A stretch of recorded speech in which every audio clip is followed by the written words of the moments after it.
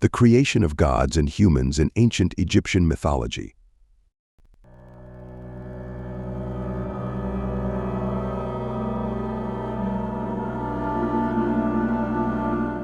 At the beginning of time, the universe was in a state of chaos, engulfed in endless darkness, where only silence stretched across the void. This deep abyss, which the ancient Egyptians believed to be an endless ocean of dead, black waters, was seen as a living being. They called it Nu. This nothingness that covered everything was, for them, the beginning of all things.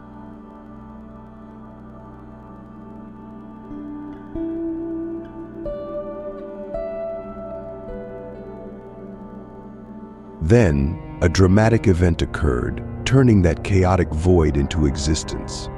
This event was the birth of Amun, the king of the gods and creator of the universe. Amun did not need a creator. He came into existence on his own in a mysterious way, shattering the stillness of the universe with a voice that echoed through the void.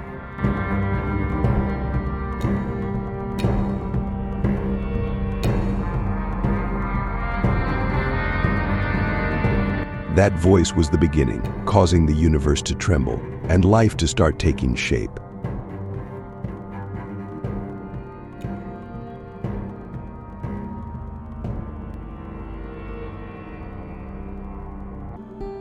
It is said that Amun initially took the form of a giant goose, symbolizing his ability to transform and embody different forms.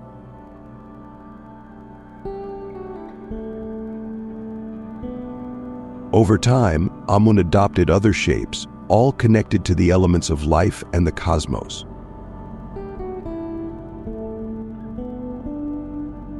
In the city of Hermopolis, priests claimed that Amun was part of the Ogdoad, a group of 8 deities representing the primordial forces of nature, such as water, darkness, and air.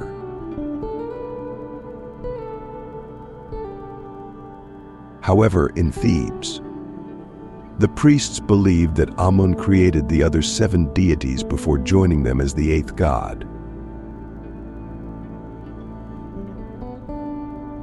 Afterward, Amun took the form of the first land that emerged from the black waters, known as the primordial mound or the eternal hill. From this mound, Amun began creating a new group of gods, known as the Ennead, who were the gods of the city of Heliopolis, including Atum, Shu, Tefnut, Osiris, Isis, Set, and Nephis.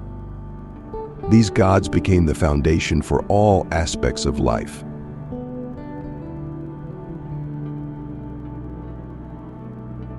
But creating the gods was not enough. Humans needed to be created to inhabit this earth. This is where the god Khnum, who was always depicted with the head of a ram, came into play. As the god of creation, Khnum was considered the master of the divine potter's wheel. On this wheel, Khnum began shaping the first human from clay, designing the bones and wrapping them with skin, and giving the bodies their various organs, including the respiratory, digestive, and reproductive systems.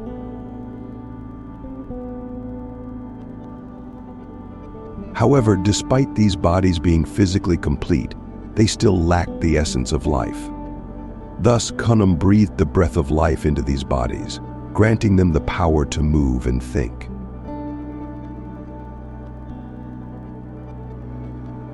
With the creation of humans, the land that Amun shaped became a home for living creatures.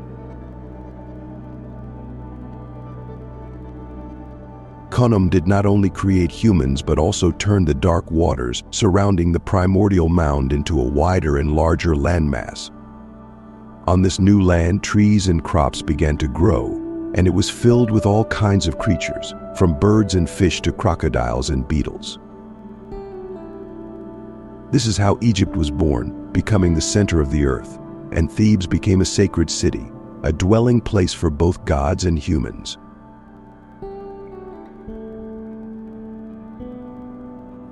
In the end, Amun descended in the form of the sun, bestowing life and light upon the universe, marking a new era for humanity.